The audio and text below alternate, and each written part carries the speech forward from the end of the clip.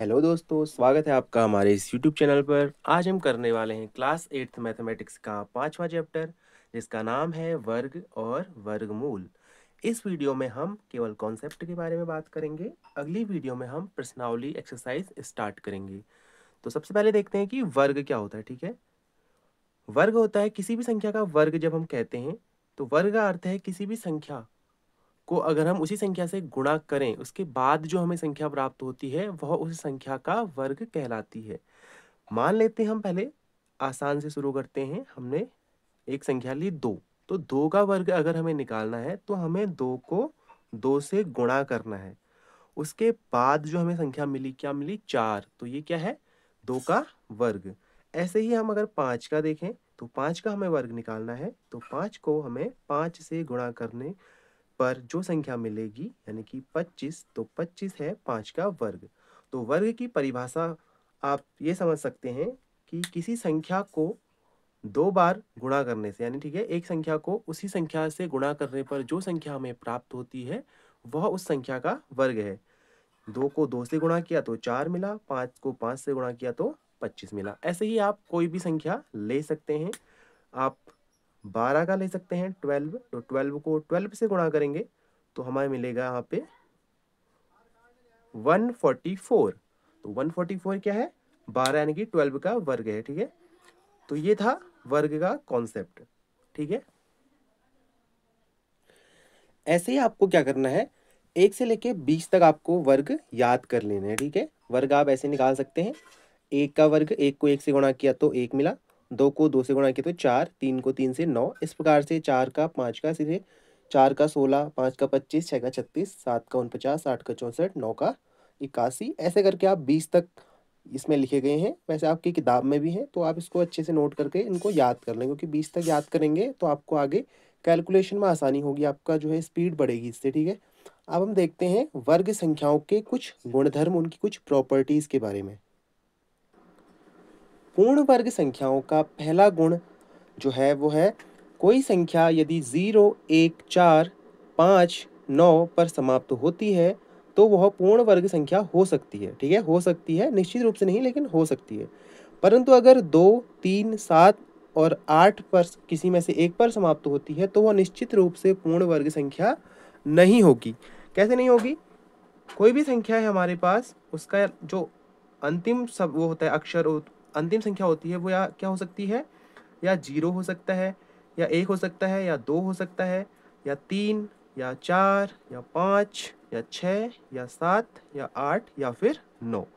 तो लास्ट संख्या जो है इनका वर्ग देखिए आप, 0 का वर्ग होगा 0, 1 का वर्ग होगा 1, 2 का 4, 3 का 9, 4 का 16 होगा। तो इसका जो अंतिम संख्या होगी जो इसकी जिस पे समाप्त होती है वो होगी 6, 5 का होगा 25 तो 5, 6 का 36 तो 6, 7 का 49 तो 9, 8 का 64 तो 4, 9 का 81 तो यहाँ पर हो जाएगा 1।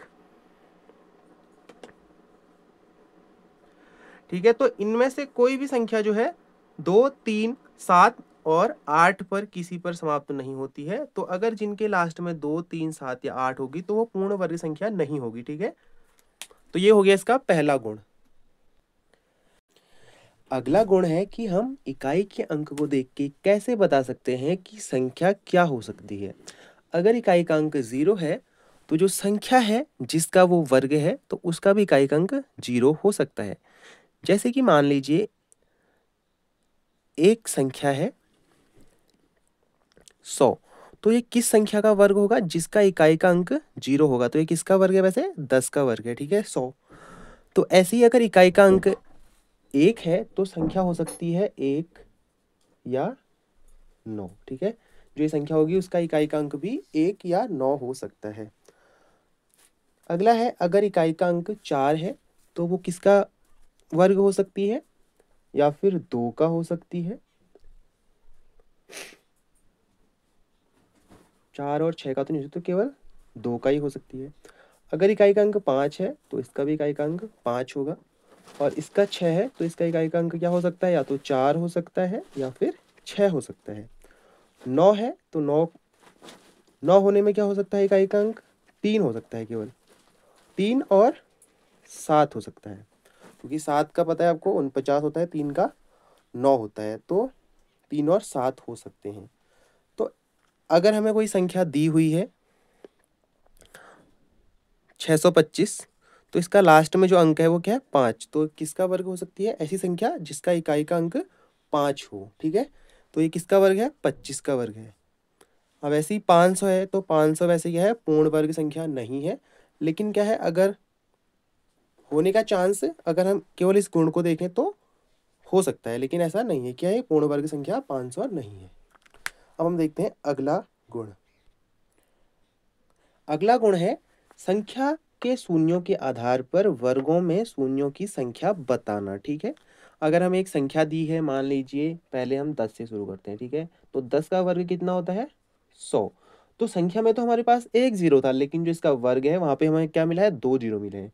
अगर हम 100 का देखते हैं, तो यहाँ पे 100 का वर्ग देखेंगे तो कितना हो जाएगा, यहाँ पे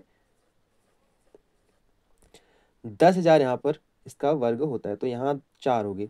तो क्या है, जीरो डबल हो रहे हैं यहाँ पर। अगर यहाँ पे 1 था तो यहाँ पे 2 हो गए, यहाँ पे 2 है तो यहाँ पे 4 हो गए। ऐसे ही अगर हम 1000 का वर्ग देखेंगे तो यहाँ पे कितने हो जाने चाहिए, यहाँ पर 6 जीरो हो जाने चाहिए, 1 2 3 4 5 और 6। तो यहाँ पर हम बता सकते हैं कि अगर संख्या के लास्ट में यहाँ पर जितने जीरो हैं तो उसके वर्ग में उसके डबल जीरो यहाँ पे हो जाएंगे, ठीक है। तो ये था तीसरा गुण। अब हम देखेंगे चौथा गुण। अब हम देखते हैं चौथा गुण। चौथा गुण क्या है, सम और विषम संख्याओं के वर्गों के ऊपर है, ठीक है। अगर हमारे पास एक सम संख्या है तो उसका वर्ग क्या होगा, उसका वर्ग एक सम संख्या ही होगा।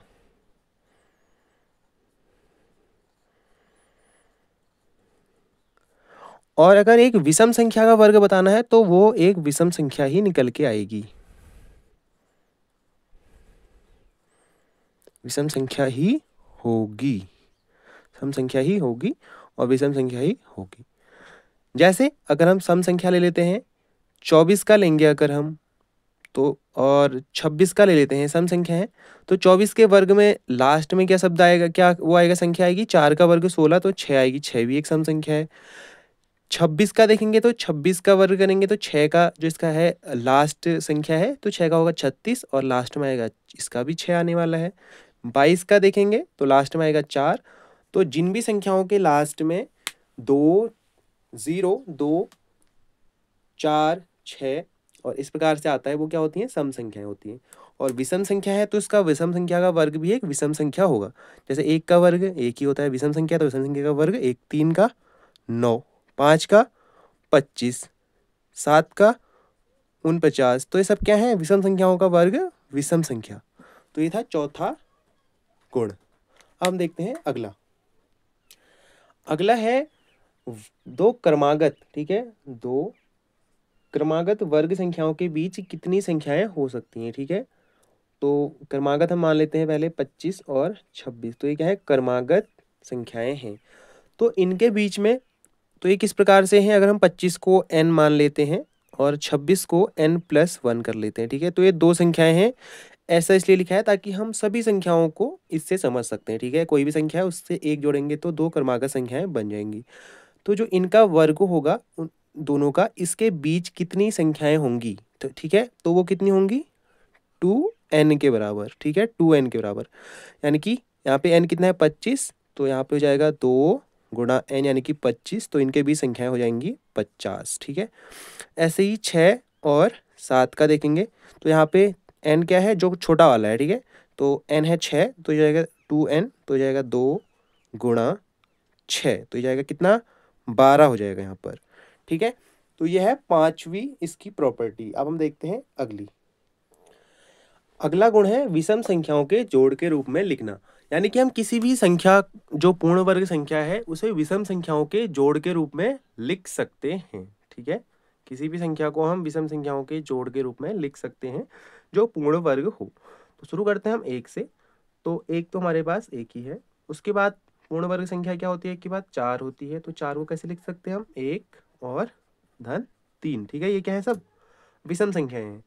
अगला होता है 9, तो इसको लिख सकते हैं हम 1 धन 3 धन 5 के रूप में। ऐसे ही हम लिख सकते हैं, अगला है हमारे पास 16, तो इसको लिखा जा सकता है कैसे, 1 + 3 + 5 प्लस 7, ठीक है। ऐसे ही अगला हो सकता है बी, 25 होता है 16 के बाद, तो 1 प्लस 3 प्लस 5 प्लस 7 प्लस 9, ठीक है। तो ये होता है विषम संख्याओं के रूप, जोड़ के रूप में लिखना। तो अगर ऐसी कोई संख्या दी हुई है, ठीक है, इस प्रकार से, तो उसका हमें वर्ग बताना है डायरेक्ट। तो हमें क्या करना है, उन संख्याओं को गिन लेना है, ठीक है। जैसे ये 1 2 3 4 5, तो 5 का वर्ग 25, 1 2 3 4, तो 4 का वर्ग 16। तो ऐसे ही अगर हम मान लीजिए हमें एक संख्या दी हुई है 1 plus 2 plus 3 plus 4 plus 5 plus 6 plus 7, sorry ये थोड़ा सा गलत हो गया है, क्योंकि हमें केवल विषम संख्या लेनी है। 1 plus 3 plus 5 plus 7 plus 9 plus 11 plus 13 plus 15, तो हमें इनको गिनना है, ठीक है। 1 2 3 4 5 6 7 8, तो 8 का वर्ग कितना होता है 64, तो ये इसका आंसर हो जाएगा। तो ये प्रश्नावली में आएंगे ऐसे ही सवाल। अगला गुण है, किसी भी विषम संख्या के वर्ग को दो क्रमागत प्राकृत संख्याओं के योग के रूप में लिखा जा सकता है। किसी भी विषम संख्या के वर्ग को, ठीक है, विषम संख्या का वर्ग हम ले लेते हैं कैसे, 25 लिया हमने, ठीक है।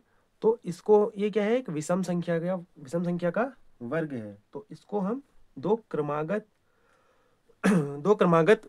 प्राकृत संख्याओं के रूप में कैसे लिख सकते हैं, तो इसको लिख सकते हैं हम 12 प्लस 13 के रूप में। क्या है, दो क्रमागत प्राकृत संख्याएं हैं। ऐसे ही हम किसी भी विषम संख्या को दो प्राकृत संख्याओं के योग के रूप में लिख सकते हैं।